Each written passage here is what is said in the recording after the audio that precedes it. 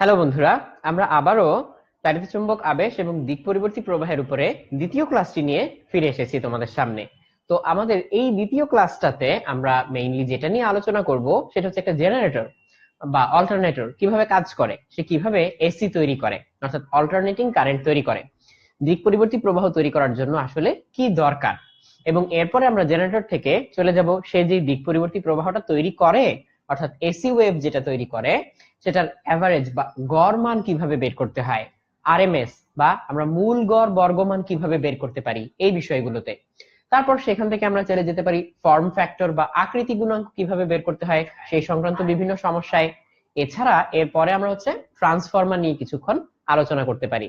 তো ট্রান্সফরমার জানি আমরা অনেক কাজে লাগে, ট্রান্সমিশন লাইনে, অর্থাৎ যে লাইনগুলো দিয়ে আমরা হচ্ছে পাওয়ার হাউস থেকে কারেন্ট পাই সেখানে ব্যবহার করতে হয়। আরো অনেক কাজে হচ্ছে বিভিন্ন ধরনের ট্রান্সফরমার ব্যবহার করতে হয়। তো কি কি ধরনের ট্রান্সফরমার ব্যবহার করি, কিংবা সেগুলো কিভাবে কাজ করে, হিসেব নিকেশ গুলো কিভাবে করতে হয়, ইনপুট ভোল্টেজ কত হয়, আউটপুট ভোল্টেজ কত হয়, এই বিষয়গুলো নিয়ে আমরা মেইনলি আলোচনা করব। তো তোমাদের দেখানোর জন্য আমরা হচ্ছে ছোট্ট একটা মোটর রেখেছিলাম এখানে। এই মোটরটাতে আসলে পাওয়ার দিলে সে মোটর হিসেবে কাজ করবে এবং ঘুরতে থাকবে। আর যদি আমরা উল্টো করে ঘুরাই তাহলে সে আসলে জেনারেটর হিসেবে কাজ করবে এবং আমাকে উল্টো কারেন্ট দিবে। তো আমাদের ক্যামেরার পেছনে এতক্ষণ ছিল তোমাদের প্রিয় আজনান ভাইয়া। তো আজনান, এসো আমাকে একটু দিয়ে যাও জিনিসগুলো। এই যে থ্যাংক ইউ। তো হাই, দেখো।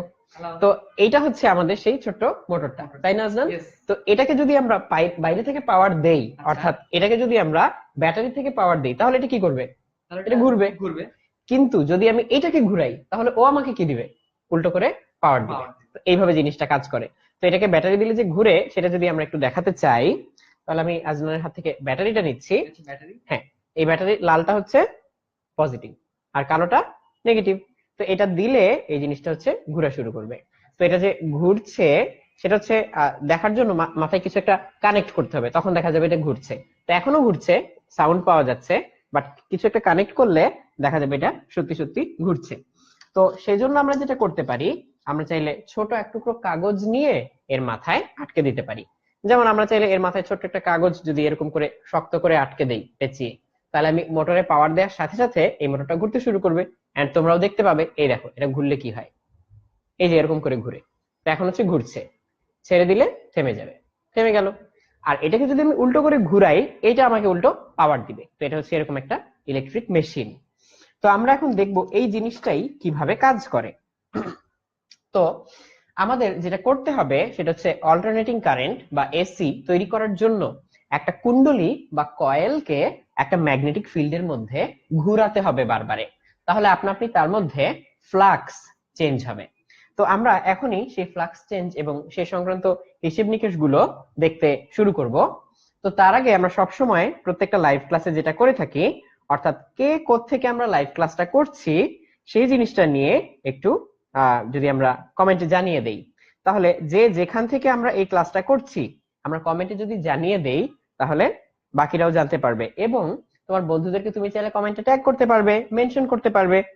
আচ্ছা, যেমন আমি দেখতে পাচ্ছি সাগর কমেন্ট করেছো, তানভীর আহমেদ শান্ত ভাই কমেন্ট করেছো, তারপর তানভীর আহমেদ শান্ত লিখেছো যে তোমার এইচএসসির ঝামেলা শেষ, তারপরে তোমার ক্লাস করতে ভাল লাগছে। অন্নয় আহমেদ লিখেছো, তারপর অন্নয় আহমেদ খুলনা থেকে লিখেছো, সাদি কমেন্ট করেছো, তারপর আমি দেখতে পাচ্ছি খলিল রহমান, তারপর আমি দেখতে পাচ্ছি মোহাম্মদ মাসুদ, আলভি কমেন্ট করেছো, সিয়াম, তারপর জিয়ন কমেন্ট করেছো, নয়ন খান, নাফি, তারপর আমি দেখতে পাচ্ছি তাসনিম চৌধুরী, তারপর জাহিদুল আরাফ, সৌরভ, তারপর আমি দেখতে পাচ্ছি ফাহমিদা জাহান, তারপর মোহাম্মদ শাহাদাত হুসাইন, তারপর নিলয়, আরাফ, জাকারিয়া, তারপর অর্নি। তোমরা সবাই এই ক্লাসটা দেখছো। তো তোমাদের সবাইকে ধন্যবাদ দিয়ে আমরা এই ক্লাসটা শুরু করে দিচ্ছি। তো আমরা এখন দেখব একটা কুণ্ডলীকে ম্যাগনেটিক ফিল্ডের ভিতরে ঘোরালে কেমন করে তার ভিতর দিয়ে ফ্লাক্স চেঞ্জ হয়। তো এখন দেখো যে এইটা মনে করো আমাদের একটা ম্যাগনেটিক ফিল্ড, ম্যাগনেটিক ফিল্ডটা হচ্ছে আমাদের বি। তো এর মধ্যে আমরা যদি একটা কুণ্ডলীকে ঘুরাই তাহলে বারবার এর ভিতর দিয়ে ফ্লাক্স চেঞ্জ হতে থাকবে। তো আমরা কুণ্ডলী হিসাবে আমরা এই ডাস্টারটাকে ব্যবহার করতে পারি। এই ডাস্টারটাই হচ্ছে আমাদের কুণ্ডলী। তাহলে আমরা যদি এই ডাস্টারটাকে বারবার এরকম করে ঘুরাই এই কুণ্ডলীর মধ্যে, তাহলে এই ডাস্টারের ভিতরে ফ্লাক্স চেঞ্জ হচ্ছে কিভাবে। তো এটা মনে রাখার জন্য দেখো ডাস্টারের অর্ধেকটা কালো আর বাকি অর্ধেকটা কি সাদা। তাহলে এই কালো পাশটা আর সাদা পাশটা আমরা মনে রাখলাম যে কখন কোন পাশটা সামনে থাকে কোনটা পিছনে থাকে। তাহলে এরকম করে দেখলে যখন এইরকম করে থাকে তখন এই সাদা পাশের ভিতর দিয়ে ম্যাগনেটিক ফ্লাক্সটা যাচ্ছে, ম্যাগনেটিক ফিল্ডটা যাচ্ছে বি। তাহলে বি যদি এদিকে হয় তাহলে এই ডাস্টারের ভিতর দিয়ে এই মুহূর্তে সবচেয়ে বেশি ম্যাগনেটিক ফিল্ড পাস করে। এরপর যদি আমি ডাস্টারটাকে এইভাবে ঘুরিয়ে ফেলি তাহলে ডাস্টারের ভিতর দিয়ে এই কুণ্ডলীর ভিতর দিয়ে কিন্তু আর গেল না, ডাস্টারটাকে আরো চ্যাপ্টা মনে করো। মনে করো এই ডাস্টারের বদলে এই ছোট্ট কাগজটা, ধরো এই কাগজটা, এটা একটা কাগজ, তো এই কাগজটা যখন এরকম করে থাকে তখন এই কাগজের ভিতর দিয়ে সবচেয়ে বেশি ম্যাগনেটিক ফিল্ড পাস করে। তাহলে এটা বোঝার জন্য তুমি চিন্তা করতে পারো এভাবে যে এটা একটা কাগজ, যদি বাতাস আসে এদিক থেকে তাহলে কাগজটা এই অবস্থায় থাকার সময় এই কাগজে সবচেয়ে বেশি বাতাসের বাধা ধাক্কা দিবে, তাই না? সবচেয়ে বেশি বাতাস ফোর্স অ্যাপ্লাই করবে। কিন্তু কাগজটা যদি একটু পরে ঘুরে এমন হয়ে যায়, এইরকম হয়ে গেল, তাহলে কাগজটা যদি এরকম হয়ে যায়, জাস্ট এইভাবে ঘুরে গেল, এইরকম ছিল এখান থেকে ঘুরে এরকম হয়ে গেল, এখন এই কাগজে বাতাসের বাধা আগের চেয়ে বেশি লাগবে নাকি কম? ডেফিনেটলি কম লাগবে, কারণ এরকম ভাবে ধরলে বাতাস এর উপর দিয়ে এবং নিচ দিয়ে কেটে চলে যায়। তাহলে এই মুহূর্তে এই কাগজের ভিতর দিয়ে অর্থাৎ আমাদের কুণ্ডলীর ভিতর দিয়ে অতিক্রান্ত ফ্লাক্স সবচেয়ে কম। তারপর যদি আরো ঘুরাই তখন কিন্তু বাধা আবার সবচেয়ে বেশি, আগের মতোই অনেক বেশি বাধা, কিন্তু এবার কিন্তু উল্টো পিঠে। তারপর আবার এরকম করলে জিরো। তার মানে হচ্ছে আমরা যদি একটা কয়েলকে এর মধ্যে ঘুরাতে থাকি বারবারে, তাহলে এই কয়েলের ভিতরে প্রথম পৃষ্ঠে ধরো আবার আমরা এই ডাস্টারটা দিয়ে যদি ব্যাখ্যা করি, এই ডাস্টার দিয়ে যদি ব্যাখ্যা করি এরকম করলে এই পৃষ্ঠে ম্যাগনেটিক ফিল্ড সবচেয়ে বেশি। তারপরে যখন এরকম হয়ে যায় অর্থাৎ কাগজটা ফ্ল্যাট হয়ে যায় তখন এর মধ্যে ম্যাগনেটিক ফ্লাক্সটা যায় সবচেয়ে কম, এরকম জিরো। তারপর যখন উল্টো পিঠ অর্থাৎ কালো পিঠ আমার দিকে আসে তখন কালো পিঠে ফ্লাক্স হয় সবচেয়ে বেশি। তারপর আবার যখন এরকম হয়ে যায় তখন হচ্ছে আবার সেটা হয়ে যায় জিরো। তারপর যদি আমি এইভাবে আরো অ্যাডভান্স করতে থাকি তাহলে এইরকম করে এই জিনিসটা চলতে থাকবে। তাহলে এখানে আমি স্টেট গুলো একটু দেখাই। মনে করো আমার একটা কুণ্ডলী, এই কুণ্ডলীটা হচ্ছে দেখতে এরকম, এরকম একটা কুণ্ডলী। এই কুণ্ডলী এর মধ্যে এন সংখ্যক পাক বা এন সংখ্যক প্যাচ। এই কুণ্ডলীটিকে আমি ধরে এর মধ্যে এইভাবে এইভাবে ঘুরাবো। তাহলে আমি একটা কাগজ দিয়ে যদি তোমাদেরকে দেখাতে চাই, তাহলে কাগজ দিয়ে দেখাতে চাইলে এখানে আমার কাছে একটা খাম আছে, এই খামটা দিয়ে আমি চাইলে দেখাতে পারি। তো মনে করো এই হচ্ছে আমাদের সেই কুণ্ডলী, এই হচ্ছে আমাদের কুণ্ডলী। এই কুণ্ডলীটাকে আমরা এইভাবে এইভাবে ঘুরাবো, এইরকম করে ঘুরাতে থাকবো। তাহলে এইভাবে ঘুরতে থাকবে ঘুরতে থাকবে, ঘুরতে থাকলে এই ফেসে একবার ফিল্ড বাড়ে তারপরে জিরো হয়ে যায়, অপোজিট ফেজে একবার ফিল্ড বাড়ে আবার ঘুরে যায়, এভাবে এক ফেসে বাড়ে জিরো হয়ে যায়, অপোজিট ফেসে ফিল্ড বাড়ে আবার জিরো হয়ে যায়। তাহলে এই যে এরকম যখন বাড়লো তখন মনে করো কুণ্ডলীটা এরকম, যে তখন হচ্ছে কুণ্ডলীটা এরকম যে এই কালো পাশটা হচ্ছে এদিকে সাদা পাশটা এদিকে। যখন জিরো হয়ে যায় তখন আসলে কুণ্ডলীটা কিভাবে থাকে, এরকম করে থাকে যে কালো পাশটা উপরে সাদা পাশটা নিচে। আমি জাস্ট ওরিয়েন্টেশন বোঝানোর জন্য কালো সাদা দিয়ে বুঝাচ্ছি। আর এখানে কি হবে, এখানে হচ্ছে অপোজিট ফেজে অর্থাৎ সাদা ফেজে ফিল্ড সবচেয়ে বেশি থাকে, এখানে আবার হচ্ছে উল্টে যায় অর্থাৎ এখানে এরকম কাহিনীটা হয় এইরকম, তারপরে আবার হচ্ছে এখানে আগের মতো অর্থাৎ এরকম। তাহলে এইভাবে হতে থাকে। তার মানে আমি যদি পাশাপাশি আঁকতাম তাহলে জিনিসটা এরকম হতো, দেখো তোমরা দেখতে পাও কিনা। প্রথমে যে জিনিসটা ছিল এরকম, তারপর একটু ঘুরে গেল, ঘুরে গিয়ে হয়ে গেল এরকম, এই যে এখানে একটু ঘুরে গিয়ে এরকম হয়ে গেল, তারপর এটা আবার ঘুরে যায় হয়ে যায় এরকম, কুণ্ডলীটা এই এরকম করে দেখতে পাচ্ছি, তারপরে আবার ঘুরে যায় শেষে হয়ে যায় আবার আগের মতো এইরকম। তো এইভাবে হচ্ছে কুণ্ডলীটা বারবারে ঘুরতে থাকে। তো এরকম করে ও মাঝখানে একটা ফেজ বাদ গিয়েছে, আমি এটা একটু এঁকে নিই, এই যে এই ফেজটা এই যে এরকম, তারপরে আবার ঘুরে যায় তারপরে আবার সেই আগের মতো এইরকম। তো এইভাবে হচ্ছে কুণ্ডলীটা ঘুরতে থাকে। আশা করি রোটেশনটা বুঝতে পেরেছো যে কিভাবে জিনিসটা ঘুরতে থাকে। তো ঘুরতে থাকলে ফ্লাক্স বাড়ে কমে বাড়ে কমে। তো এটা হচ্ছে আমাদের সেই ফ্লাক্স লিংকেজ বা আমরা ফ্লাক্স ফাই দিয়ে বলতে পারি। তো তোমাদের কি মনে আছে যদি কুণ্ডলীটা এরকম হয় তাহলে কুণ্ডলীর তল ভেক্টর মনে করো এই দিকে কাজ করে, কুণ্ডলীর তল ভেক্টর এ আর এই অ্যাঙ্গেলটা হচ্ছে থিটা। তাহলে এই কুণ্ডলীর ভিতর দিয়ে ফ্লাক্স কত, আমরা গত ক্লাসে দেখেছিলাম কিভাবে ফ্লাক্স ক্যালকুলেট করতে হয় ফাই। তাহলে গত ক্লাসের নলেজ দিয়ে আমরা লিখতে পারি যে কুণ্ডলীর পাক সংখ্যা n into a b cos theta, এটা হচ্ছে আমাদের ফ্লাক্স।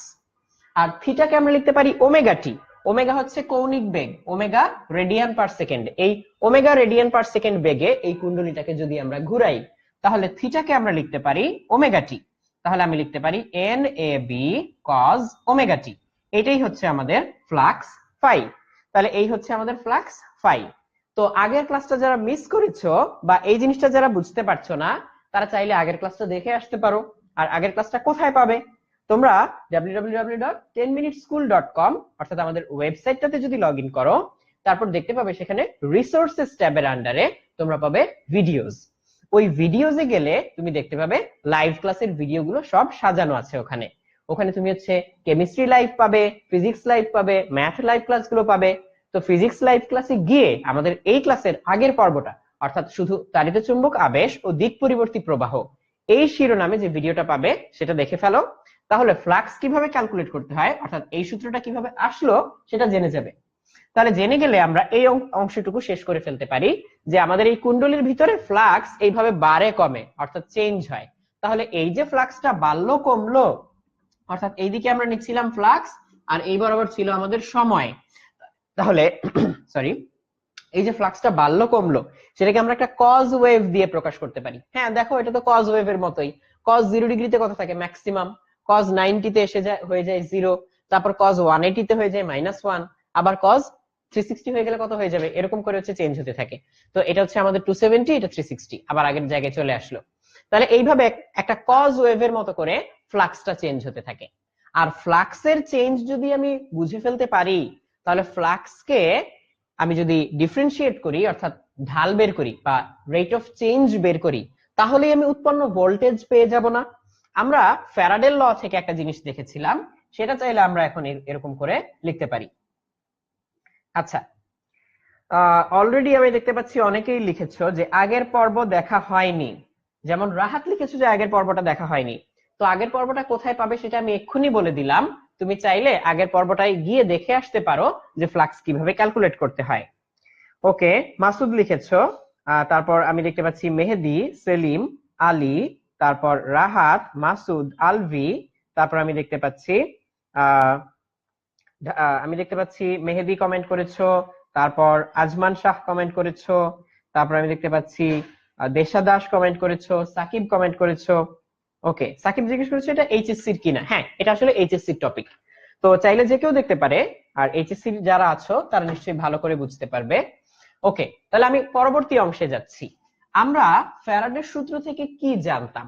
আমরা ফ্যারাডের সূত্র থেকে জানতাম যে যতটুকু তড়িৎচালক শক্তি ইএমএফ তৈরি হয় সেটা কত? Minus d phi by d t. এইটা। তাহলে এই ফ্যারাডের সূত্রে যদি আমরা এটাকে ফেলি, তাহলে আমরা ভোল্টেজটা জেনে যাব যে এই একটা কুণ্ডলীকে একটা ম্যাগনেটিক ফিল্ডের ভিতরে ঘোরালে কি পরিমাণ ভোল্টেজ তৈরি হয়। তাহলে মনে করো এই হচ্ছে আমার এটা একটা কুণ্ডলী, সেটাকে আমরা দুইটা চুম্বকের মাঝখানে রাখলাম, এন এস এর মাঝখানে রাখলাম। তাহলে একটু আগে যে ছবিটা এঁকেছিলাম ওইরকম একটা অবস্থা ক্রিয়েট হবে। তাহলে এরকম একটা ম্যাগনেটিক ফিল্ড বি, তার মধ্যে এই কুণ্ডলীটি আমরা জোরে জোরে ঘুরাচ্ছি, ঘুরালে এখানে একটা ভোল্টেজ তৈরি হবে। সেই ভোল্টেজটাই আমরা এখানে বের করে দেখব যে কত হয়। তাহলে এটা যদি আমরা করতে চাই, তাহলে এই ফাই এর ভ্যালুটা আমরা এখানে নিয়ে বসিয়ে দিব। তাহলে ফাই এর ভ্যালু হচ্ছে NAB cos ওমেগা টি। তাহলে NAB cos ওমেগা টি, এটা আমরা যদি এখানে বসাই, তাহলে দেখো কি আসে। আমরা লিখলাম minus D D T of NAB cos omega t. এটা ওই ছবিটা আমি একটু মুছে দিচ্ছি, এটা আমি আবার পরে আঁকবো এই ছবিটা। আচ্ছা থাকুক, সমস্যা নেই। তাহলে এই যে এইটুকুর মধ্যে আমরা করে ফেলি। তাহলে দেখো NAB এরা সবাই কনস্ট্যান্ট, তাহলে কনস্ট্যান্ট বাইরে বের হয়ে আসবে NAB। এইবার cos কে ডিফারেন্সিয়েট করলে আসে মাইনাস সাইন, তাহলে এই মাইনাসটা চলে যাবে, থাকবে হচ্ছে সাইন ওমেগা টি। কিন্তু সাইনের ভিতরে তো শুধু টি নেই, আমি তো টি এর রেসপেক্টে ডিফারেন্সিয়েট করলাম, ওমেগা টি আছে। তাহলে ওমেগা টি কে ডিফারেন্সিয়েট করলে কি হয়? ওমেগা, এই ওমেগাটা বাইরে বের হয়ে আসবে। তাহলে ওমেগাটা বাইরে বের হয়ে আসলে NAB ওমেগা সাইন ওমেগা টি। এটাই হচ্ছে আমাদের ইপসাইলন অর্থাৎ তড়িৎচালক শক্তি। তার মানে একটা কুণ্ডলীকে যদি আমরা ম্যাগনেটিক ফিল্ডের ভিতর ঘোরাতে থাকি, তাহলে সেই কুণ্ডলীর দুই প্রান্তে এই ভোল্টেজটা তৈরি হবে। এখন একটু খেয়াল করে দেখো তো, এই ওমেগা টি এর ভ্যালু যখন 90 ডিগ্রি হবে, তখন সাইন ওমেগা টি এর ভ্যালু হয়ে যাবে 1, তাই না? তাহলে ওমেগা টি এর ভ্যালু যখন 90 ডিগ্রি, তখন এই সাইন ওমেগা টি এর ভ্যালু 1 হয়ে গেলে এইটাই ম্যাক্সিমাম ভোল্টেজ। কারণ সাইনের ভ্যালু তো এর চেয়ে আর বড় হয় না। সাইনের ভ্যালু কি 1 এর চেয়ে বড় হয়? হয় না। তাহলে এটাই ম্যাক্সিমাম ভোল্টেজ। তাহলে এটাকে সংক্ষেপে আমরা যদি ইপসাইলন নট দিয়ে প্রকাশ করি, এই ইপসাইলন নট হচ্ছে এই যে এটা এন এ বি ওমেগা, তাহলে ইকুয়েশনটা হয়ে যাবে epsilon equals epsilon naught sine omega t. তাহলে এই হচ্ছে আমাদের চলতরি কি বলা যায় অল্টারনেটিং কারেন্ট বা দিক পরিবর্তী প্রবাহে যে ভোল্টেজটা তৈরি হচ্ছে, ইএমএফ বা তড়িৎচালক শক্তিটা তৈরি হচ্ছে, সেই দিক পরিবর্তী তড়িৎচালক শক্তির ইকুয়েশন। তাহলে দিক পরিবর্তী তড়িৎচালক শক্তির ইকুয়েশন কি আসলো? Epsilon equals epsilon naught sine omega t, এইটা। তাহলে এই হচ্ছে আমাদের ইকুয়েশন। এবারে আমরা এখান থেকে আরো অনেক কিছু চাইলে দেখতে পারবো। এবার একটু ওই গ্রাফটাতে ফিরে যাই, সবাই একটু খেয়াল করো। ওই গ্রাফটাতে যদি আমি ফিরে যাই তাহলে দেখতেই পাচ্ছ যে এটা হচ্ছে টাইমের সাথে সাথে ফ্লাক্সের গ্রাফ। তো ফ্লাক্সের গ্রাফটা কার মতো আসলো? ফ্লাক্সের গ্রাফটা আসলো কজ ওয়েভের মতো। তাহলে তাকে ডিফারেন্সিয়েট করে আমি ইএমএফ এর গ্রাফ পেয়েছি। তাহলে আমরা এইখানেই আরেকটা গ্রাফ আঁকি, আমি অন্য একটা কালি দিয়ে আঁকি। তাহলে এই কজ কে ডিফারেন্সিয়েট করে কি আসলো? কজ কে ডিফারেন্সিয়েট করলে হচ্ছে একটা সাইন ওয়েভ পাওয়া গেল।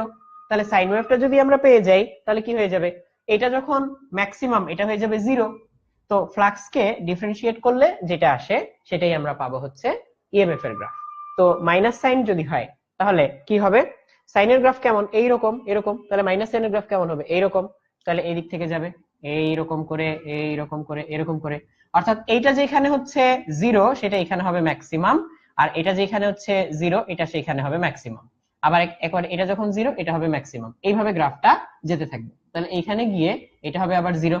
তাহলে এইটা যদি হয় ফ্লাক্সের গ্রাফ, তাহলে নীলটা হচ্ছে ভোল্টেজের গ্রাফ বা ইলেকট্রোমোটিভ ফোর্সের গ্রাফ। তাহলে এইভাবে ফ্লাক্সের গ্রাফের সাথে ইলেকট্রোমোটিভ ফোর্সের গ্রাফটা আমরা রিলেশনটা দেখাতে পারি। তাহলে এইটা তোমাকে এখন মনে রাখতে হবে, epsilon equals epsilon naught sine omega t. তো আশা করি যাদের ইন্টিগ্রেশন এবং বেসিক ডিফারেন্সিয়েশন করতে কোনো সমস্যা নেই তারা খুব ইজিলি এইটুকু বুঝতে পেরেছো। আর যদি তা বুঝে না থাকো তাহলে ওই যে একইভাবে তোমরা ভিডিওগুলো, ক্লাসের ভিডিওগুলো খুঁজে বের করে ইন্টিগ্রেশন এবং বেসিক ডিফারেন্সিয়েশনের যে ভিডিও সেটা খুঁজে বের করে সেটা দেখে ফেলো, তাহলে বুঝতে পারবে আমি এখানে ডিফারেন্সিয়েশনটা কিভাবে করেছি। তাহলে এই পার্টটুকু গেল, এই ইকুয়েশনটা আমাদের কাজে লাগবে। এইবার এই ভোল্টেজটা যে তৈরি হচ্ছে জেনারেটরে বা অল্টারনেটরে, সেই ভোল্টেজটার আমরা এভারেজ ভ্যালু এবং আরএমএস ভ্যালু বের করতে চাই। তাহলে এভারেজ ভ্যালু আর আরএমএস ভ্যালু এটা কিভাবে বের করা যায়? তো অলরেডি আমি দেখতে পাচ্ছি এর মধ্যে আরো অনেকেই আমাদের ক্লাসে এসে জয়েন করেছো। যেমন আমি দেখতে পাচ্ছি খালিদ হাসান কমেন্ট করেছো, তারপর আমি দেখতে পাচ্ছি সুরিদ সিংহ কমেন্ট করেছো, উজ্জ্বল প্রধান কমেন্ট করেছো। আচ্ছা, সুরিদ একটা প্রশ্ন করেছো যে এসি আর ডিসি এর মধ্যে কোনটা তাড়াতাড়ি প্রবাহিত হবে। তো এখানে এসি আর ডিসি এর মধ্যে কোনটা তাড়াতাড়ি প্রবাহিত হবে এইভাবে আসলে বলতে পারবে না। যেমন প্রবাহিত হওয়া বলতে তুমি যদি তারণ বেগ বুঝাও, সেই তারণ বেগ কিসের উপর ডিপেন্ড করে?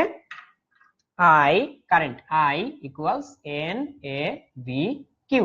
দেখো এখানে হচ্ছে এ হচ্ছে একটা কন্ডাক্টরের প্রস্থচ্ছেদের ক্ষেত্রফল, তাই না? এই প্রস্থচ্ছেদের ক্ষেত্রফল হচ্ছে এ। এন হচ্ছে প্রতি একক আয়তনে আধান বাহক বা চার্জ ক্যারিয়ারের সংখ্যা, বা কন্ডাক্টরের বেলায় তুমি বলতে পারো মুক্ত ইলেকট্রনের সংখ্যা। ভি হচ্ছে তারণ বেগ, আর কিউ হচ্ছে ইলেকট্রনের চার্জ। তাহলে তুমি যদি একটা নির্দিষ্ট ম্যাটেরিয়াল নাও এটা ফিক্সড, নির্দিষ্ট একটা কন্ডাক্টর নাও এটা ফিক্সড, আর ইলেকট্রনের চার্জ তো ফিক্সড বটেই। তাহলে আই বাড়লে তারণ বেগ ভি বাড়বে। তাহলে এরকম করে বলা যায়। তাহলে একটা কন্ডাক্টরের রেজিস্ট্যান্স যদি ফিক্সড থাকে তাহলে তার কারেন্ট কিভাবে বাড়ানো যায়? ভোল্টেজ বাড়িয়ে। ভোল্টেজ বাড়লে কারেন্ট বাড়বে, আর কারেন্ট বাড়লে প্রবাহের যে বেগ, তারণ বেগ যেটা চার্জের যে গড় বেগটা সেটা বাড়তে থাকবে। তাহলে এইভাবে চাইলে তুমি বলতে পারো। তাহলে এসি ডিসি ব্যাপার না, ব্যাপার হচ্ছে কত তুমি বেশি ভোল্টেজ দিচ্ছ। যখন যত ভোল্টেজ তার উপরে ডিপেন্ড করে একটা কারেন্ট পাবো, সেই কারেন্টের উপর ভিত্তি করে আমরা তারণ বেগটা পাবো। তো তুমি যদি এই জিনিসটা জানতে চেয়ে থাকো তাহলে এই হচ্ছে তোমার অ্যান্সার। আচ্ছা, আর এরপর আমি দেখতে পাচ্ছি কল্পনা কমেন্ট করেছো, তারপর আমি দেখতে পাচ্ছি সুরভি কমেন্ট করেছো, ইশতিয়াক কমেন্ট করেছো। ইশতিয়াক জ্যামিতিক আলোক বিজ্ঞান এবং ভৌত আলোক বিজ্ঞানের উপরে ক্লাস চেয়েছো। আমরা যথাশীঘ্র সম্ভব এই ক্লাস দুটো নেওয়ার চেষ্টা করব। তারপর আমি দেখতে পাচ্ছি রাসেল কমেন্ট করেছো, তারপর ফাহিম, আমি দেখতে পাচ্ছি সাগর কমেন্ট করেছো, তারপর রনি মোল্লা, ইমরান, সাগর, তারপর আমি দেখতে পাচ্ছি মাহমুদুল হাসান, আলভি, অর্নি, অরিন্দম তোমরা কমেন্ট করেছো। তারপর দেখতে পাচ্ছি খালিদ হাসান কমেন্ট করেছিলে। তো এবারে দেখো আমরা এর পরবর্তী অংশটাতে যাই। তো আমরা এখন যেটা নিয়ে আলোচনা করব সেটা হচ্ছে কিভাবে আমরা গড় মান বা অ্যাভারেজ ভ্যালু বের করতে পারি। একটু খেয়াল করে দেখো, তাহলে এই জিনিসটা খুব স্পষ্ট করে বুঝতে পারবে। তো আমরা এখন গড় মান বা অ্যাভারেজ ভ্যালু যদি বের করতে চাই, তাহলে আমরা সেই সাইন ওয়েভটা নেই, যে সাইন ওয়েভটা আমরা অ্যাভারেজ ভ্যালু বের করতে চাই। তাহলে দেখো, তাহলে এই বরাবর হচ্ছে আমার ইপসাইলন। তাহলে আমার ভোল্টেজটা যদি আমি এরকম করে সাইন ওয়েভের মতো করে আঁকি, ভোল্টেজটা বাড়তে বাড়তে একটা ম্যাক্সিমামে যায়, আবার জিরো হয়, উল্টা দিকে একটা ম্যাক্সিমামে যায়, আবার জিরো হয়, আবার উপরের দিকে ম্যাক্সিমামে যায়, জিরো হয়, আবার নিচের দিকে ম্যাক্সিমামে যায়, এভাবে চলতে থাকে। তো এই যে ম্যাক্সিমাম ভ্যালুটা, এই ম্যাক্সিমাম ভ্যালুটাকে আমরা এখন নাম দিলাম এপসাইলন নট, আর এটা হচ্ছে আমাদের জিরো ভ্যালু। তাহলে এইখানে কতটুকু পর্যন্ত যাবে? মাইনাস ইপসাইলন নট পর্যন্ত যাবে, আর এই অ্যাক্সিসে হচ্ছে আমাদের টাইম।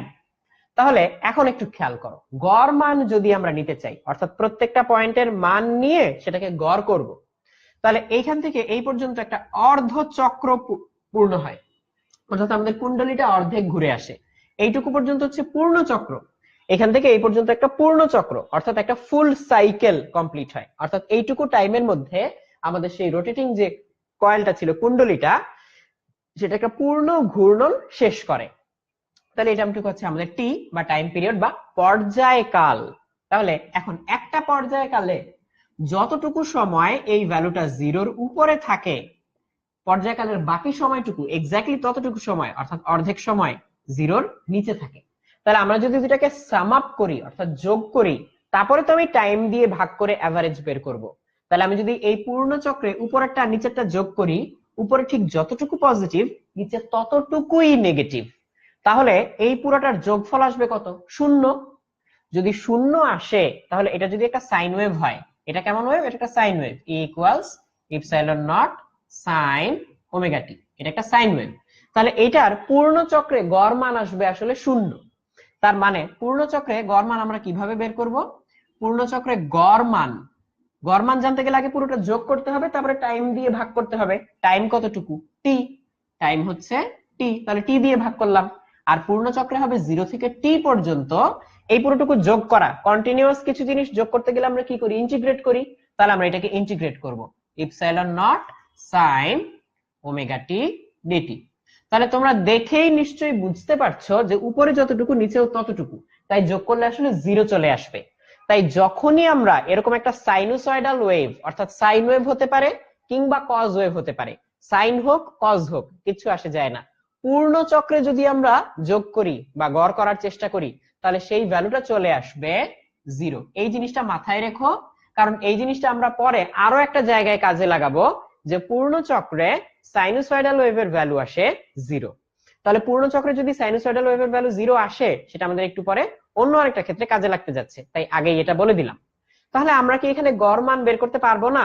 জিরো নিয়ে বসে থাকবো না, আমরা গড় মানটা এখন বের করব অর্ধ চক্রে।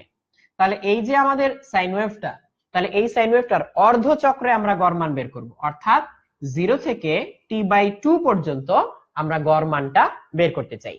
তাহলে আমি ওই পাশের অংশটা একটু মুছে দিচ্ছি, আমরা এখন t½ অর্থাৎ অর্ধ চক্র পর্যন্ত গড় মানটা বের করব। তাহলে দেখো, আমি এইটুকু মুছে দিচ্ছি। অর্ধচক্র পর্যন্ত যদি আমরা করতে চাই, তাহলে আমাদেরকে কোথায় চেঞ্জ করতে হবে বলতো? অর্থাৎ 0 থেকে তখন টি পর্যন্ত না হয়ে 0 থেকে t/2 পর্যন্ত হবে। আর সময়কাল আমি কতক্ষণ নিচ্ছি? টি নিচ্ছি না, অর্ধেক। তাহলে এইখানে 1/t না হয়ে হবে 1/t/2। তাহলে এই হচ্ছে আমাদের অর্ধচক্রে গড় মান বের করার জন্য সেটআপ। এবার যদি আমরা হিসাবটা করি, হিসাবটা করলে দেখো, এই টু উপরে উঠে যাবে, এই টি নিচে থাকবে, ইপসাইলন নট এটা বের হয়ে আসবে। এই যে এখানে ইপসাইলন নট বের হয়ে আসলো, কারণ ইপসাইলন নট তো হচ্ছে শীর্ষ মান, এই শীর্ষ মানটা তো কনস্ট্যান্ট, তাহলে এই শীর্ষ মানটা বাইরে বের হয়ে আসলো ইন্টিগ্রেশনের। এরপরে ভিতরে থাকে দেখো সাইন ওমেগা টি, তাহলে সাইন ওমেগা টি কে ইন্টিগ্রেট করলে কি আসবে? Cos omega t divided by omega, তাহলে minus cos omega t divided by omega. তাহলে এই ডিভাইডেড বাই ওমেগা দিলাম, আর minus cos omega t, minus cos omega t, এইটাকে যদি আমরা লিমিট বসাই, এর পরে লিমিট বসাবো হচ্ছে t/2 থেকে 0 পর্যন্ত, তাহলে কি হয় দেখো, ওমেগা মানে কিন্তু টুয়াইস পাই বাই টি। এটা আমি একটু আলাদা করে লিখে রাখি, ওমেগা মানে টুয়াইস পাই বাই টি। তাহলে টুয়াইস পাই বাই টি যদি এইখানে বসাই, তাহলে এখানে পরের লাইনে আমি কি লিখতে পারবো? এখানে আমি লিখতে পারবো t into twice pi by T. তাহলে দেখো টি টি কেটে যাবে, টু টু কেটে যাবে, তাহলে এখানে শুরুতে থাকবে ইপসাইলন নট বাই পাই। এবার এই অংশে আসি। তাহলে এই অংশে আসলে যদি আমরা ওমেগা টি এর জায়গায় টি বাই টু বসাই তাহলে কি আসবে দেখো। তাহলে মাইনাস কজ, আমি দেখতে পাচ্ছি ওমেগার জায়গায় আমি লিখতে পারবো টুয়াইস পাই বাই টি, আর এই টি এর জায়গায় লিখতে পারবো টি বাই টু। তারপরে মাইনাসে মাইনাসে হয়ে যাবে প্লাস, জিরো বসালে তো এটা কজ জিরো, কজ জিরোর ভ্যালু কত 1। এখন এইখানে একটু খেয়াল করো, টি টি কেটে গেল, টি টি কেটে যাওয়ার পরে টু টু কেটে গেল, কজ পাই এর ভ্যালু কত -1। একটু মনে করে দেখো, কজ পাই এর ভ্যালু হচ্ছে -1, তাহলে মাইনাসে মাইনাসে হয়ে যাবে প্লাস, তাহলে এখানে হয়ে যায় 2। তাহলে এখানে 2 2 কেটে যায় আর এখানে একটা 2 থেকে যায়। তাহলে ইপসাইলন এভারেজ এটা আমরা বের করে ফেললাম হাফ সাইকেল বা অর্ধ চক্রের জন্য। তাহলে আমরা এক কাজ করি, আমরা এখন ক্যালকুলেটরে একটু হিসাব করে দেখি 2 বাই পাই এই ভ্যালুটা কত আসে। তোমাদের কারো জানা থাকলে আমাকে কমেন্টে এক্ষুনি জানিয়ে দাও 2 বাই পাই কত। তাহলে আমি যদি 2 বাই পাই বের করতে চাই, 2 ডিভাইডেড বাই পাই, তাহলে চলে আসে আমাদের 0.637। তো আমার মনে হয় অলরেডি তোমরা অনেকেই এই অ্যান্সারটা দিয়ে ফেলেছো যে 2 বাই পাই হচ্ছে 0.637। তো আমি দেখতে পাচ্ছি যে অনেকে হ্যাঁ অলরেডি কমেন্ট করেছো যে 2 বাই পাই হচ্ছে 0.637। তাহলে এই যে এইখানে 2 বাই পাই অর্থাৎ 0.637 ইপসাইলন নট, তাহলে এই হচ্ছে আমাদের এভারেজ ভ্যালু। অর্থাৎ অর্ধচক্রে গড় মানটা হয় শীর্ষ মানের 0.637 গুণ। অর্ধচক্রে গড় মানটা হচ্ছে আমাদের শীর্ষ মানের 0.637 গুণ, অর্থাৎ শীর্ষ মানের চেয়ে একটু কম 0.637, অর্থাৎ বলা যায় অলমোস্ট 63.7%, তাই না, 63.7%। তাহলে এইটা হচ্ছে আমাদের অর্ধচক্রে গড় মান। তাহলে আমরা অর্ধচক্রে গড় মান নিলাম। যে কোনো সাইনোসয়েডাল ওয়েভের অর্থাৎ সাইন ওয়েভ, কজ ওয়েভ এদের জন্য পূর্ণ চক্রে গড় মান কত 0, আর অর্ধচক্রে গড় মান কত 0.637 ইনটু শীর্ষ মান। তাহলে এই হচ্ছে আমাদের এইটুকুর জন্য হিসেব নিকেশ, আমরা ইপসাইলন এভারেজ বের করলাম। তো কারেন্টের বেলায় আমরা হিসাব করলে এরকমই একটা মান পেতাম, অর্থাৎ কারেন্টের বেলায় যদি আমরা চিন্তা করতাম আই এভারেজ হয়ে যেত 0.637 আই নট, অর্থাৎ আই এর যে শীর্ষ মান, কারেন্টের শীর্ষ মান ইনটু 0.637, তাহলে এই ভ্যালুটা চলে আসতো আমাদের। তাহলে আমরা এক কাজ করি, এখন এটা মুছে দেই, আমরা এখন বের করব আরএমএস অর্থাৎ মূল গড় বর্গমান। এটা কিভাবে বের করতে হয়, সাইন ওয়েভ দিলে আমরা কিভাবে বের করব, অন্য ওয়েভ যদি দেয় তাহলে কি আমরা আরএমএস বের করতে পারবো না, সেটাও আমরা একটু চেক করে দেখবো যে অন্য ওয়েভ দিলে আমরা আরএমএস বের করতে পারি কি না। যেমন তোমরা আইসিটি তে এরকম ওয়েভ দেখেছো, এই যে এরকম স্কয়ার ওয়েভ বলে বা পালস। তারপর আবার কিছুদিন পরে হয়তো তোমরা এরকম ওয়েভ দেখতে পাবে, কখনো এরকম কাটা কাটা ত্রিভুজের মতো সটুথ ওয়েভ বলতে পারো। তারপর হচ্ছে ট্রায়াঙ্গেল ওয়েভ নামে আরেক ধরনের ওয়েভ চাইলে আমরা বের করতে পারি। এই জিনিসগুলোর জন্য যে চাইলে আরএমএস বের করা যায় সেটাও চাইলে আমরা একটু চেক করে দেখতে পারি। তো এই জিনিসগুলো আমরা দেখবো, এগুলো খুবই ইম্পর্টেন্ট জিনিস। তো যারা এই ক্লাসটা মিস করতে চাও না তারা অবশ্যই বাকিটুকু দেখে এইটুকু শিখে নিবে, এবং যারা অন্যদেরকে জানাতে চাও, তোমার বন্ধুদেরও হয়তো এই জিনিসটুকুর দরকার হতে পারে, তো জানানোর উপায় কি, এই ক্লাসটা শেয়ার করে দাও, বন্ধুদেরকে ট্যাগ করো, তাহলে তারাও তোমাদের সাথে এই অংশটুকু দেখতে পাবে। আর ক্লাসটা শেষ হয়ে যাওয়ার পরে সেটা ওয়েবসাইটে চলে যাবে, সেখান থেকে তোমরা চাইলে আবার দেখে নিতে পারবে। তাহলে আমরা এখন আরএমএস বের করায় একটু মনোনিবেশ করি। আরএমএস আমরা কিভাবে বের করতে পারি? আরএমএস কথাটার মানে হচ্ছে রুট মিন স্কয়ার। আরএমএস কথাটার মানে হচ্ছে রুট মিন স্কয়ার। তাহলে আমরা এই জিনিসটা একটু বুঝার চেষ্টা করি আগে। তাহলে আবারও আমরা আমাদের সেই সাইন ওয়েভটা এঁকে নিলাম, এই যে এরকম। তো এটা হচ্ছে আমাদের সেই শীর্ষ মান বা সর্বোচ্চ মান ইপসাইলন নট। তাহলে ইপসাইলনের ইকুয়েশন কি আসে, epsilon equals epsilon naught sine omega t, এইটা। আর এটা হচ্ছে আমাদের জিরো টাইম, এটা হচ্ছে টি বাই টু, এটা হচ্ছে আমাদের টি, অর্থাৎ পর্যায়কাল পূর্ণচক্র। এবার আমরা পূর্ণচক্রে আরএমএস বা মূল গড় বর্গমান বের করতে চাই। তোমাকে একটা উদাহরণ দেই, তোমাকে যদি বলা হয় 2, 3 এবং 5 এর আরএমএস মূল গড় বর্গমান বের করো, তাহলে আর এম এস মূল, এই যে আর root root root mean square, তাহলে দেখো এটা হচ্ছে মূল, মিন মিন মানে হচ্ছে গড়, স্কয়ার স্কয়ার মানে হচ্ছে বর্গ। তাহলে আমরা হচ্ছে শেষের থেকে শুরু করব। আমরা এক কাজ করব, আমরা এই 2, 3, 5 এদেরকে স্কয়ার করব, শেষের থেকে আসব। হ্যাঁ, বর্গ করলাম, তারপর হচ্ছে গড় করতে হবে। গড় করা মানে কি, যোগ করে সংখ্যা দিয়ে ভাগ। তাহলে এখানে 3টা, তাহলে 3 দিয়ে ভাগ করব। তারপর হচ্ছে মূল, মূল মানে কি রুট, তাহলে আমরা এখানে একটা রুট করে দিব। তাহলে এইটাই পাওয়া যাবে 2, 3 আর 5 এর আরএমএস, অর্থাৎ রুট মিন স্কয়ার, মূল গড় বর্গমান। তাহলে এইভাবে আমরা এই প্রসিডিউরে আগাবো। তাহলে তাই যদি হয়, তাহলে আমরা এক কাজ করি, আমরা এখন এই ওয়েভটার জন্য আরএমএস বের করার চেষ্টা করি। তাহলে আরএমএস কতটুকু হবে দেখি। তাহলে এই ইপসাইলন আরএমএস এটা হবে হচ্ছে আমাদের যে ওয়েভটা কি epsilon naught sine omega t. তাহলে এই ইপসাইলন নট সাইন ওমেগা টি এটাকে আমাদের স্কয়ার করতে হবে। প্রথমে স্কয়ার করলে আসবে epsilon naught square sine square.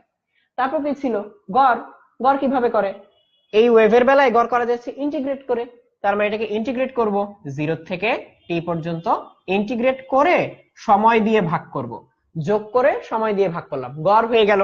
তাহলে এটা কিন্তু এখনো আরএমএস হয়নি, এটা হচ্ছে বলা যায় হচ্ছে মূলটা বাদ দিয়ে গড় বর্গ, এটা হচ্ছে গড় বর্গমান।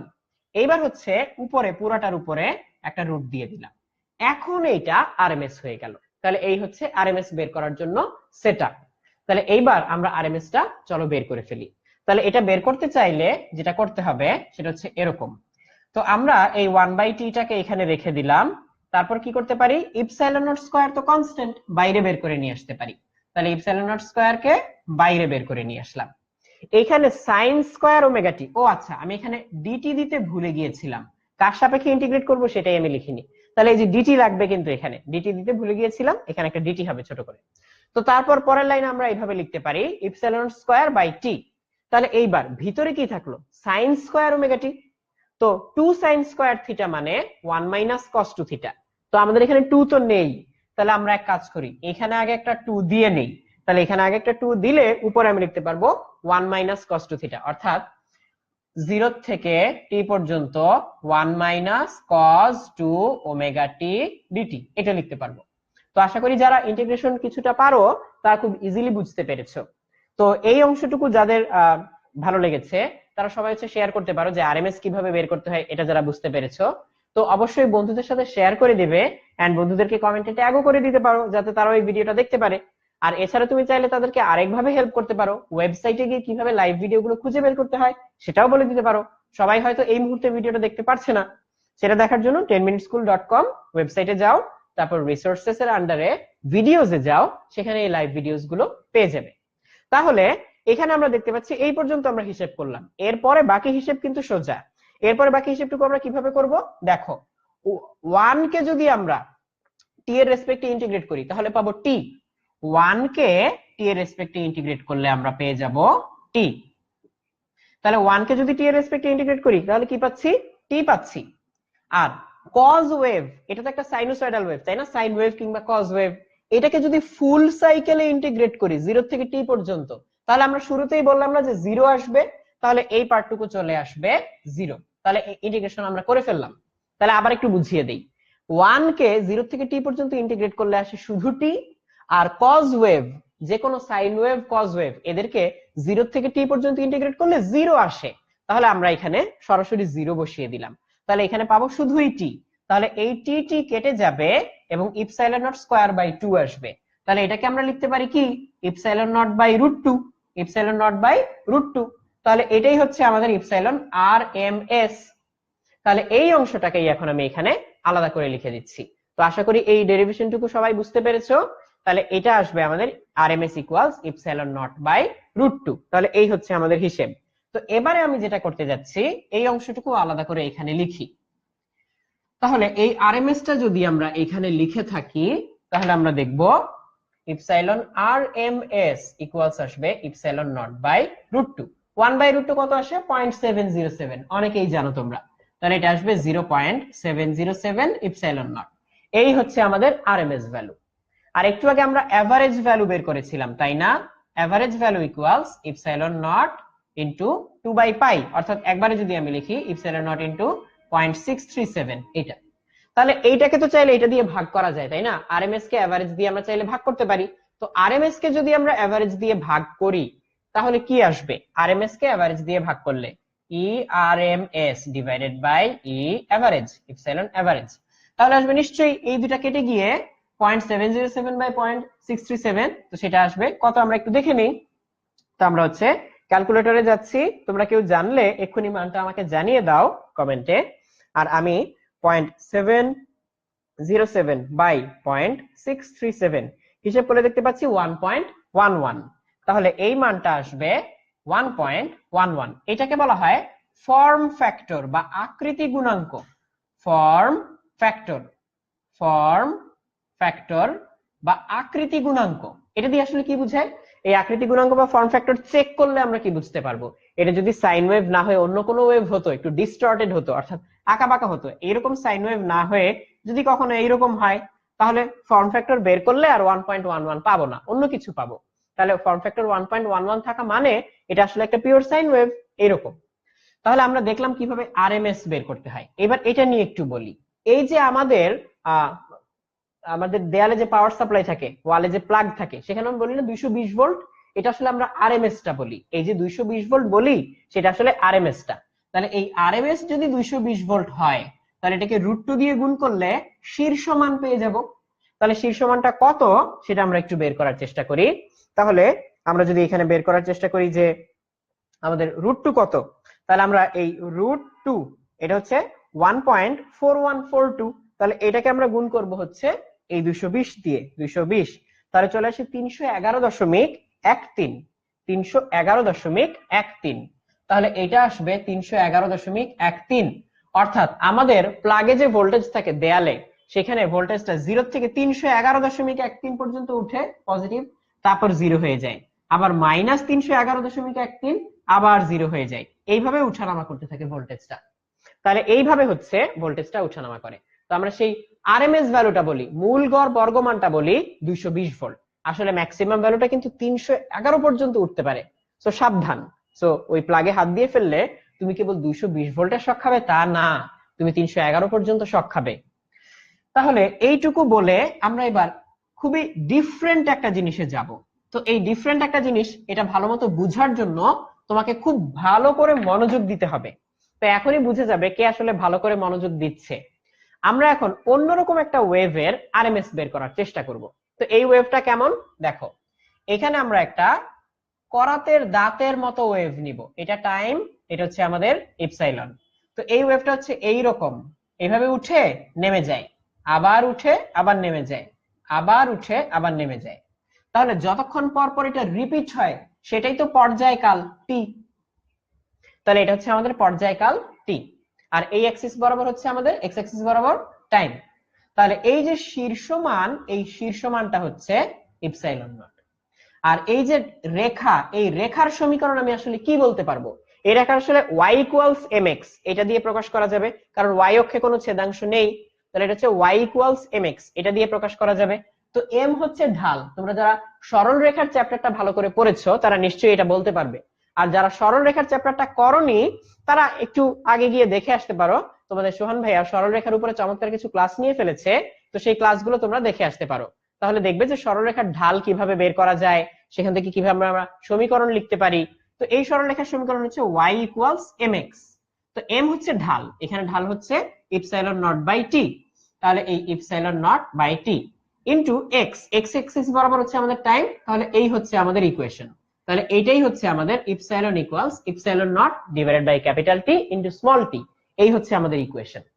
তাহলে এই যদি আমাদের ইকুয়েশন হয়, তাহলে এবার আমরা এটার আরএমএস বের করার জন্য চেষ্টা করতে পারি। তাহলে এই অংশটার আরএমএস আমরা এক্ষুনি বের করতে যাচ্ছি। তো যারা এইটুকু পর্যন্ত দেখেছো, তারা অবশ্যই শেয়ার করতে ভুলবে না, তোমার বন্ধুরাও যাতে এই জিনিসটা একটু দেখতে পারে। এটা বইয়ে ওইভাবে নেই, তোমরা চাইলে চিন্তা করে করতে পারবে, তা আমি সেটা দেখিয়ে দিচ্ছি আর কি। তাহলে এইখানে আমরা 0 থেকে টি পর্যন্ত আরএমএস নিব। আমাদের ওয়েভটা কোনটা? আমাদের ওয়েভটা হচ্ছে epsilon not by capital T into T. এই পুরোটাকে আমরা হোল স্কয়ার করব, তারপর ডিটি দিব, আর এখানে হচ্ছে টাইম দিয়ে ভাগ করে দিব। তাহলে আমাদের কি পাওয়া যাবে? পুরোটাকে রুট করলে আরএমএস পাওয়া যাবে। এবার আমরা সেই কাজটা যদি করি, এখানে epsilon naught square divided by T, এটা বের হয়ে আসবে, ক্যাপিটাল টি স্কয়ার এখানে বের হয়ে আসবে, অর্থাৎ এখানে নিচে ক্যাপিটাল টি কিউব হয়ে যাচ্ছে আসলে। এইবার স্মল টি স্কয়ার কে যদি আমি ইন্টিগ্রেট করি, তাহলে তোমরা জানো টি কিউব বাই 3 হয়, সেটাতে লিমিট বসালে আমরা এখানে পাবো টি কিউব বাই 3। এই পুরাটার উপরে থাকবে রুট, তাহলে এখানে টি কিউব কেটে যাবে, তাহলে রুট করলে আরএমএস এই ভ্যালুটা আসবে ইপসাইলন নট বাই √3। তাহলে দেখেছো আরএমএস যে সব সময় ইপসাইলন নট বাই √2 হয় না, ওইটা ইপসাইলন বাই √2 হয়েছিল সাইন ওয়েভের জন্য। তো এখন তো আমরা অন্য একটা ওয়েভ নিলাম, আমরা এখন একটা সটুথ ওয়েভ নিলাম, এইটার জন্য হচ্ছে ইপসাইলন নট বাই √3 আসলো। তো এইরকম করে চাইলে যে কোনো শেপের জন্য তুমি আরএমএস বের করতে পারবে। তো তোমাদেরকে আমি একটা টাস্ক দিচ্ছি, এটা এক্ষুনি যে করে ফেলতে পারবে সে তো খুবই ভালো বুঝেছো জিনিসটা, আর না করতে পারলেও সমস্যা নেই, তুমি পরে করে আমাকে অ্যান্সারটা জানাবে। সেটা হচ্ছে তোমরা যারা যারা পারবে তারা এই ওয়েভটার জন্য আরএমএস বের করে আমাকে জানাও। সেই ওয়েভটা হচ্ছে এইরকম, এরকম একটা স্কয়ার ওয়েভ, এরকম একটা স্কয়ার ওয়েভ, অর্থাৎ ইপসাইলন নট পর্যন্ত ভ্যালুটা উঠে কিছুক্ষণ স্থির থাকে, তারপরে নেমে যায় টি হাফ পর্যন্ত, এটা নেমে যায়, তারপর হচ্ছে আবার স্থির থাকে, আবার এটা উঠে যায় ইপসাইলন নটে। এইখানে হচ্ছে আমাদের টি, অর্থাৎ এই অর্ধেক এই কালো বক্স পর্যন্ত হচ্ছে টি হাফ, তারপরে জিরো, আবার কিছুক্ষণ ভোল্টেজ থাকে, তারপরে আবার নেমে যায়। তো এই জিনিসটার আরএমএস যারা বের করতে পারবে, এখনই যারা বের করতে পারবে আমি তো বলবো তারা খুবই ভালো করে এই জিনিসটা বুঝে গিয়েছো। তো এটা বের করে আমাকে কমেন্টে জানিয়ে দাও যারা যারা পারবে, আর যারা পারবে না তারা পরে বের করে জানাবে। তাহলে একটু পরে আমি এটা রেজাল্টটা বলে দিব আর কি, এটা রেজাল্টটা আমি একটু পরে বলে দিব। তো এটা বের করতে থাকো, আমরা এর পরবর্তী অংশে চাইলে যেতে পারি। তাহলে আমরা এতক্ষণ ধরে কারেন্টের জন্য আর ভোল্টেজের জন্য আরএমএস, তারপরে এভারেজ ভ্যালু, ফর্ম ফ্যাক্টর, এই জিনিসগুলো বের করা শিখলাম। তো আমি এই ফাঁকে একটু কমেন্টটা চেক করে আসি যে এত তাড়াতাড়ির মধ্যে কেউ করে ফেলতে পেরেছো কিনা। তো আমি একটু দেখি কে কে এই অঙ্কটা অ্যাটেম্প্ট করেছো। তো আমি অলরেডি দেখতে পাচ্ছি আরো অনেকে কমেন্ট করেছো, যেমন আমি দেখতে পাচ্ছি আতিকুর রহমান আগের অঙ্কটার অ্যান্সার দিয়েছো 311.13। তারপরে আমি দেখতে পাচ্ছি যে জোহান দাস কমেন্ট করেছো, তারপর অরিন্দম কমেন্ট করেছো, অরিন্দম বলেছো এখনো পারোনি। আর হুমায়ুন কবির লিখেছো I=I0 sin ওমেগা টি, এই সমীকরণের প্রমাণ কিভাবে করা যায়? ওই যে আমরা যেখানে ইপসাইলন লিখেছিলাম, সেই ইপসাইলন ছিল আমার ভোল্টেজ, সেটাকে তুমি রেজিস্ট্যান্স আর দিয়ে ভাগ করে দিলেই আই হয়ে যায়, অর্থাৎ I= হবে আমার হচ্ছে ইপসাইলন বাই আর।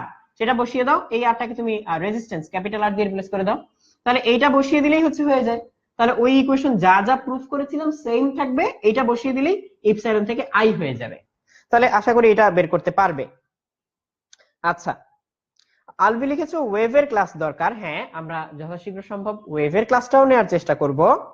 আর সৈকত দেবনাথ বলেছো যে তুমি একটু আগে যে অঙ্কটা দিলাম সেটা বের করার জন্য কাজ করছো। আর নাহিদ লিখেছো যে ট্রায়াঙ্গেলের ওয়েভটার নাম কি? আমি বলেছি এটা হচ্ছে সটুথ ওয়েভ, করাতের দাঁতের মতো ওয়েভ। ট্রায়াঙ্গেল ওয়েভ হবে এরকম, এরকম হতে পারে, এরকম হতে পারে, ত্রিভুজ ত্রিভুজ।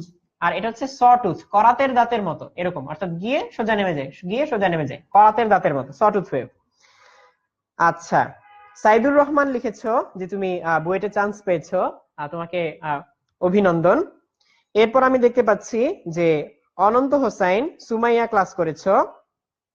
আচ্ছা, তারপর আমি দেখতে পাচ্ছি মোহাম্মদ সোহেল কমেন্ট করেছো, ধন্যবাদ তোমাদেরকে। তো এরপর আমরা হচ্ছে যে অংশটাতে চলে যেতে চাই সেটা হচ্ছে ট্রান্সফরমার। ট্রান্সফরমার নিয়ে আমরা এরপরে কথাবার্তা বলতে চাই। তো এর মাঝে আমি একটু আগের অঙ্কটার অ্যান্সার দিয়ে নেই। এই স্কয়ার ওয়েভটার অ্যান্সার হচ্ছে, এটা যদি ইপসাইলন নট হয় এটাও আসলে আসে ইপসাইলন নট বাই √2। এটা যারা যারা বের করতে পেরেছো তাদের অ্যান্সারটা সঠিক, যারা বের করতে এখনো পারোনি তারা পরে মিলিয়ে দেখবে। তো এই জিনিসটার অ্যান্সারও হচ্ছে ইপসাইলন নট বাই √2। এবারে আমি ট্রান্সফরমারে যাই। ট্রান্সফরমারের গঠন শৈলীটা অনেকটা এরকম, এটা হচ্ছে লোহার তৈরি একটা কোর, অর্থাৎ চার কোনো একটা লোহার অবজেক্টের মধ্যে তুমি একটা জানালা কেটে দিলে তাহলে এরকম। যদি আমি এটার 3D শেপটা আঁকতে চাই তাহলে খানিকটা এরকম দেখাবে এই জিনিসটা, তাহলে এই যে এরকম এরকম দেখাবে। এবং এই লোহার কোরটা আস্ত একটা লোহার ব্লক দিয়ে তৈরি না, পাতলা পাতলা অনেকগুলো ল্যামিনেটেড লোহার ফালি বা পাতলা পাত দিয়ে এই জিনিসটা তৈরি। এটা করা হয় এডি কারেন্ট লস কমানোর জন্য। তো এই হচ্ছে আমার ট্রান্সফরমারের কোর। এবার এই ট্রান্সফরমারের কোর, এটা নিশ্চয়ই বুঝতে পারছো যে আসলে লোহার তৈরি একটা জিনিস, তার মধ্যে একটা গর্ত, ছবি দেখে নিশ্চয়ই এটা বোঝা যাচ্ছে। তো এই জিনিসটার মধ্যে আমরা এখন তার পেঁচাবো। তো এর মধ্যে আমরা যদি এখন তার পেঁচাই তাহলে জিনিসটা দেখতে কেমন হবে? জিনিসটাতে এইরকম করে একটা তার গিয়ে এদিক দিয়ে ঘুরে আবার এর উপর দিয়ে যাবে, আবার ঘুরে এসে এর উপর দিয়ে যাবে, এরকম করে আমরা এর একটা বাহুতে তার পেঁচাবো, তারপর এরকম করে আমরা ওই বাহুতেও তার পেঁচাতে পারি, এইখান দিয়ে তারটা এসে এইভাবে গেল, তারপরে নিচ দিয়ে এসে আবার এর উপর দিয়ে গেল, এইরকম করে এসে উপর দিয়ে গেল, এরকম করে এসে উপর দিয়ে গেল, আবার বের হয়ে আসলো। তো আমরা এর দুই বাহুতে দুইটা কয়েল বা কুণ্ডলী আমরা এইভাবে পেঁচিয়ে নিলাম। তো আমরা ধরে নিলাম এইখানে প্যাচ সংখ্যা হচ্ছে এনপি, এখানে প্যাচ সংখ্যা হচ্ছে এনএস। পি দিয়ে প্রাইমারি, এস দিয়ে সেকেন্ডারি বুঝাচ্ছি। তো প্রাইমারি আর সেকেন্ডারি কি জিনিস? প্রাইমারি মানে তুমি হচ্ছে যেখানে পাওয়ারটা দিবে, এই ট্রান্সফরমারকে যেখানে পাওয়ারটা দিবে যে সাইডে। তো এটা হচ্ছে আমি একটা জেনারেটরের সিম্বল আঁকলাম, জেনারেটর দিয়ে আমরা এখানে পাওয়ার দিলাম। তাহলে যেদিকে আমরা পাওয়ারটা দেই ইনপুট, সেটা হচ্ছে প্রাইমারি সাইড বা মুখ্য কুণ্ডলী এটা। আর সেকেন্ডারি অর্থাৎ গৌণ কুণ্ডলী যেটা, সেটা হচ্ছে যেখান থেকে আমরা পাওয়ারটা নিব। তো মনে করো এর সাথে হচ্ছে কোন একটা লোড লাগানো, এরকম কোন একটা লোড লাগানো। তো সেই লোডের জন্য যে রেজিস্ট্যান্সটা সেটা হচ্ছে এটা। তো এই লোড সাইডে আমরা হচ্ছে এটাকে বলবো সেকেন্ডারি সাইড বা গৌণ।